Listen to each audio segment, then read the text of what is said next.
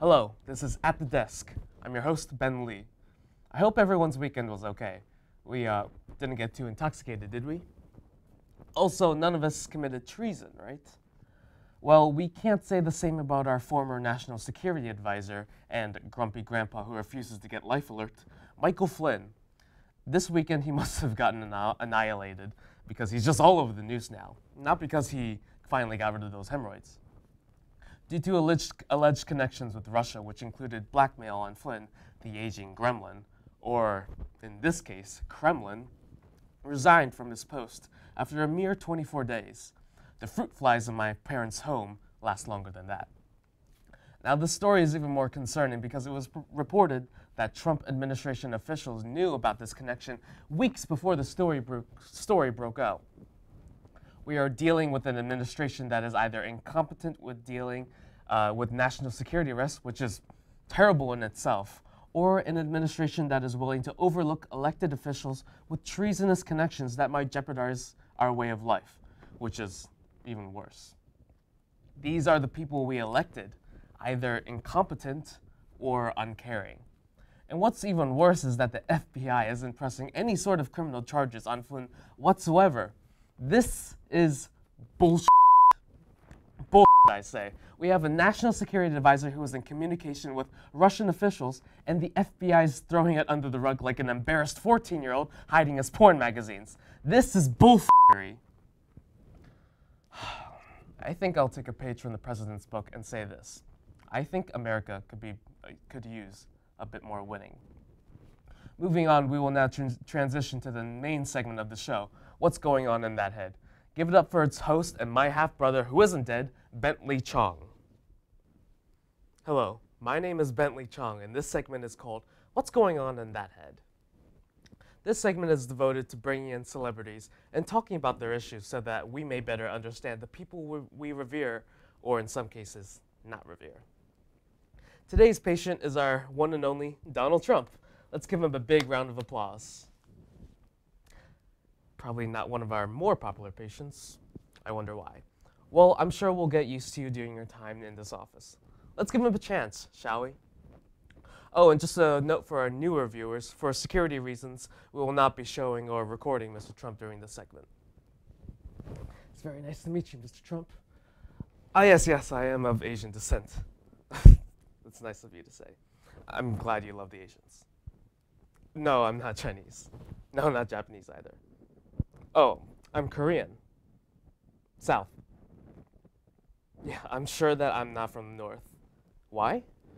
Oh, well, because, well, first, I probably wouldn't be here, and second, I'd probably be a lot thinner. But this session is about me. It's about you, Mr. Trump. You'd like to be called Mr. President? Sure. I mean, we're an open organization, open to anything. Sure. So, what's first on the agenda? You wish people would stop giving you a hard time at work. I know how that feels. People bossing you left and right. Totally get that. Just remind me, what's this guy's name? The one who bosses you around? Steve. What? Sorry. Steve Bannon. Oh, Steve Bannon. I know him. He's the editor of Breitbart News. Yeah. What sort of relationship do you have with him? He's your chief strategist. Well, I guess we're sticking with the White House theme. Well, Mr. President, are you not in a position higher than Mr. Bannon? Yeah, you are. That's what being the president means. No, it doesn't mean that you can control the country. There are things called checks and balances that make sure no one branch of our federal government has too much power. Sorry? Too complicated. Let's see, Mr. Trump, let's say that you make an executive order that gives you too much power. Perhaps if you propose banning a certain religious group from entry into the country, the federal courts would stop that law from being implemented because it does not comply with certain constitutional rights. Therefore, the courts would have halted your order. No, that doesn't make any sense.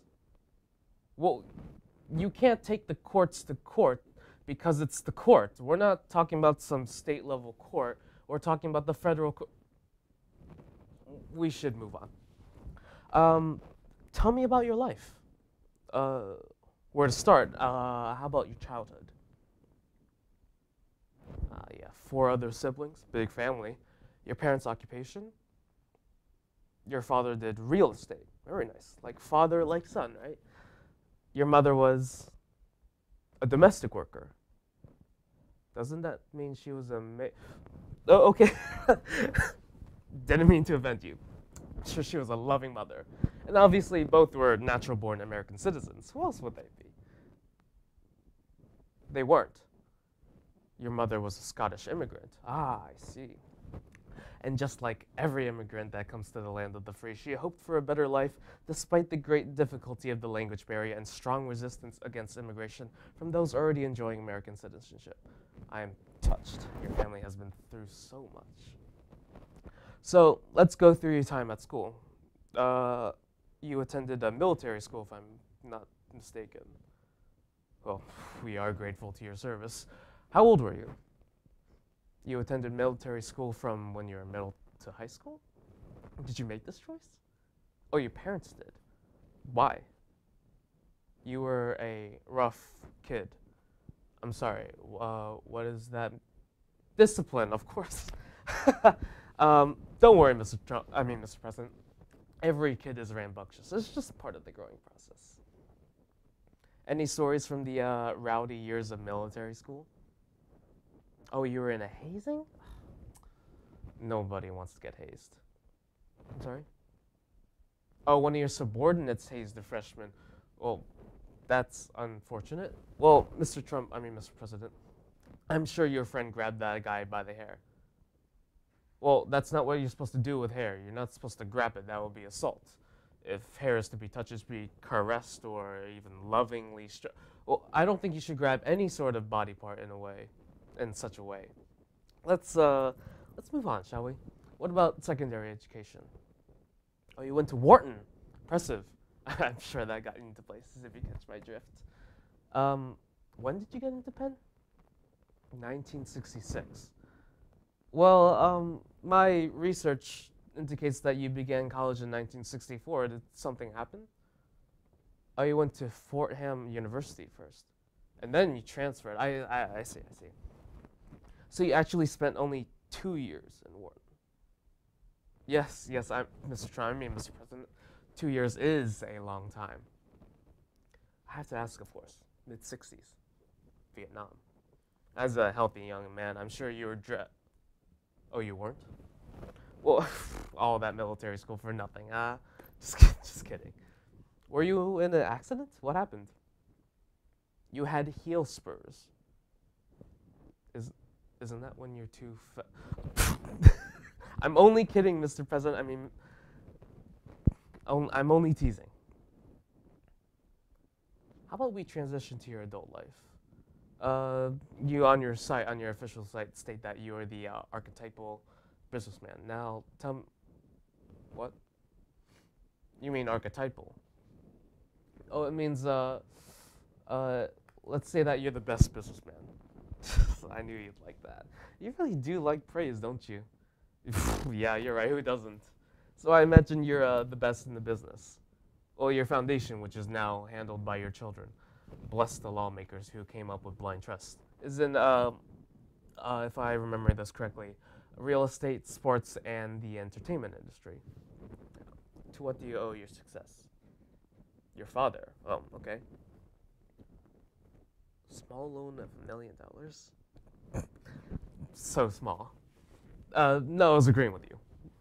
So I'm assuming you built the industry from the ground up. May I ask a few more questions regarding that claim? You received an inheritance from your father when he passed in 1999, correct? So how much did you get?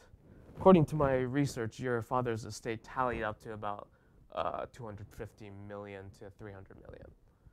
So, meaning that if you cut up the inheritance equally with your siblings, you must have gotten around 40 to 60 million. Well, that of course it wasn't just money. It was just part of the foundation. Yeah, and just like the American dream, you kept on succeeding from that. Am I wrong? You've had a few setbacks. I mean, like, you can't win them all. you were bankrupt. 4 times? Oh, well, everyone has their bad days, I'm sure. How under were you? $5 billion. Excuse me for shouting. Well, Mr. President, you're still here. I'm sure something kept you afloat all the time. Now, what would you attribute that to? Your name. Your name means success? Well, I guess name branding is pretty important. With a name like Trump, how could you not succeed? But Mr. Trump, Mr. President, it also matters that the products you sell should match the high expectations that come with the name. It's like if you sold steaks. You wouldn't give a subpar product to your customers. That would be abhorrent. Now, excuse me. So tell me about your recent pursuits. Frankly, none of us are getting any older, so what have you been doing in your spare time now? So the past year you've been running for political office? Let me guess, you're President of the United States now, right? Of course, we are really sticking with the White House theme now, aren't we? Well, Mr.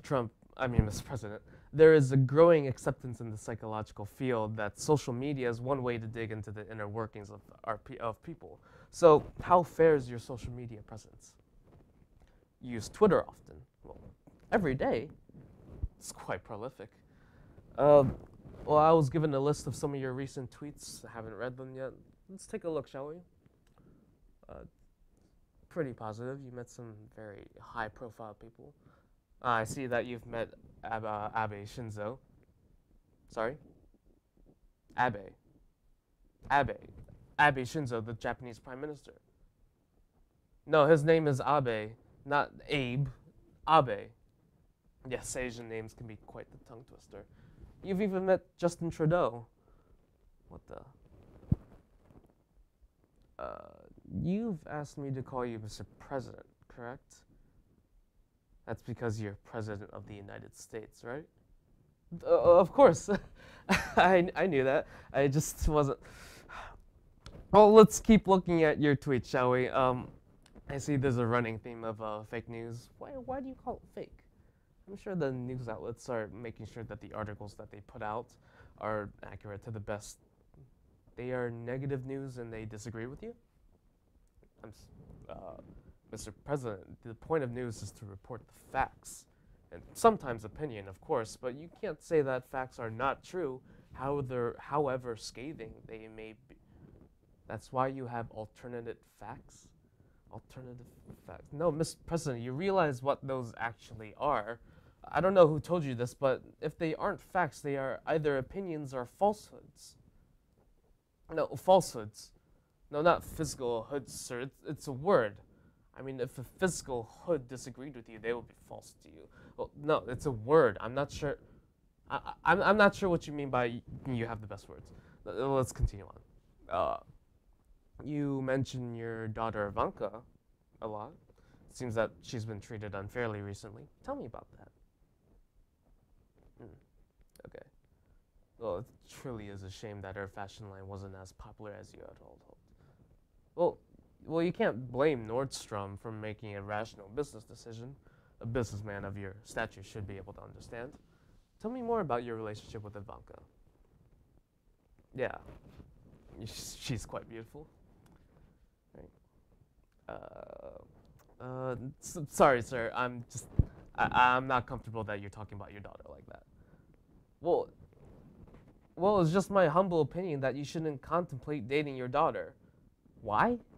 Because she's your daughter. Please don't talk about grabbing things again. I think we already covered that. So, as president, for some reason I did not anticipate you were. What have you done so far? Actually, I don't want to ask. I'm sure the viewers have had their fill. Well, Mr. President, the entire purpose of this segment is to help our viewers understand the inner workings of our guests.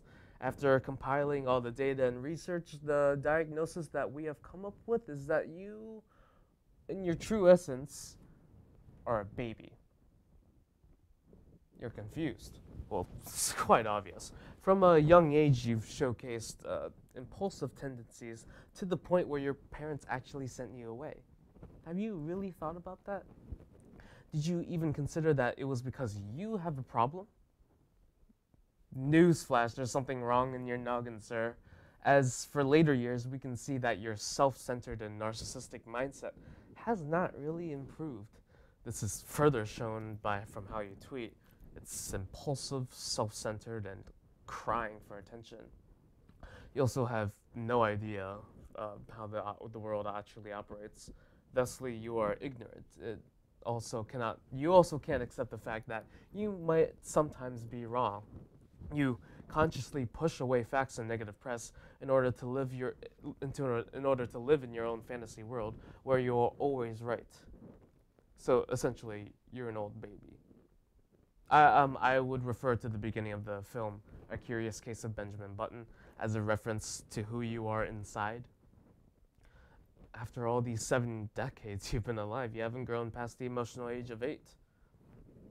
I would also like to add that you show signs of megalomania, which stems from your privileged upbringing, narcissistic personality disorder, which would stem from your need to prove yourself and seem great, and histrionic personality disorder, which would stem from when your parents basically shipped you off to military school because they didn't want to deal with you. I personally would get some help. Now, this is my professional diagnosis. Look, I realize you are upset, but your anger is only proving my... Wait, Mr. President, don't walk off.